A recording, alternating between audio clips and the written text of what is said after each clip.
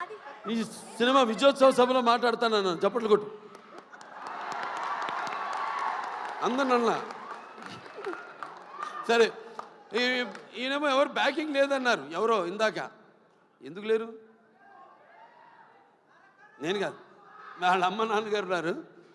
వాళ్ళ నాన్నగారికి చెప్పక్కర్లా, జెమ్మాలజిస్టు, జాతకాలు, వాస్తులు, బ్యాకింగ్ ఉంది కదా, కరాటే. ఇంత బ్యాకింగ్ పెట్టుకుని అసలు బ్యాకింగ్ లేదని పబ్లిసిటీ చేయిస్తామండి అందరి చేత, సింపతి కోసమా? మీ నాన్న నాకు చెప్తుంటారు, మా అక్క గారి దగ్గరే జమాలజీ నేర్చుకుంది, దగ్గుబాటి పురంధరేశ్వరి గారి దగ్గరే. ఆవిడకి ఇన్స్టిట్యూట్ ఉంటుంది. అలాగే మన ఇద్దరిని కాపాడేది ఏంటంటే దైవం, భక్తి. అవునవునేంటి, పొద్దున్నే లేచి పూజ చేస్తా? నేను 1.5-2 గంటలు చేస్తా పూజ, 3ంటికి లేచి. అదేలే, మిగతా అంతా అమ్మగారు నాన్నగారు మొక్కుంటున్నానుగా, మా వాడు బాగుండాలని.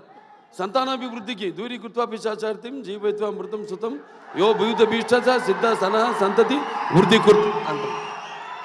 మావాడు ఉన్నాడు మోక్షు, వాడు రావాలి రేపు ఇండస్ట్రీకి. మోక్షకి వాడు మిమ్మల్ని అందరినీ ఇన్స్పిరేషన్ తీసుకోవాలి. నేను అంటా, నన్ను తీసుకోవద్దు ఎప్పుడు అంటాను. మీరు చాలామంది బాధపడచ్చు అభిమానులు, నన్ను ఎప్పుడు తీసుకోవద్దు. మీ తాతనే మీకు అన్ని ఎవ్వరు అక్కర్లని, కుర్రాళ్ళు తీసుకో, శిక్షణ తీసుకో, లేకపోతే ఒక మా గ్యాంగ్స్ ఉన్నారుగా, మీకు గ్యాంగ్ గోదావరి గ్యాంగ్ లాగా మన గ్యాంగ్ ఉంది కదా, అది వాళ్ళు మన గ్యాంగ్ లేలే.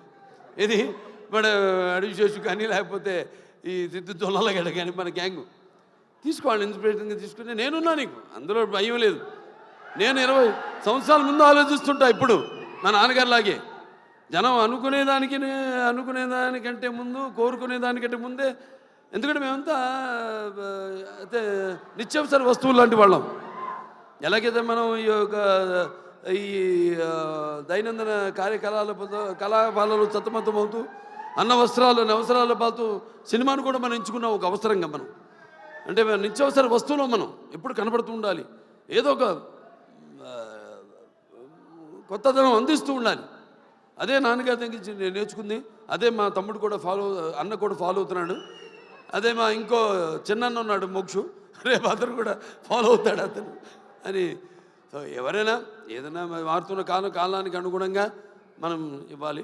అలాగే ఈ సినిమా ఇంకెవరు, ఆనందరాజు గారు మిమ్మల్ని ఏదో ఒక సూపర్ మ్యాన్గా రమ్మన్న గెటప్లో మీరేంటి ఇలా వచ్చారు? ఈ ప్రపంచంలో డ్రాయర్ పైన వేసుకునేది ప్యాంటు మీద ఒక సూపర్ మ్యాన్ ఒకడే.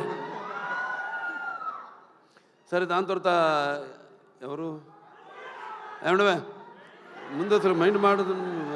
Yuvan Shankar Raja music director.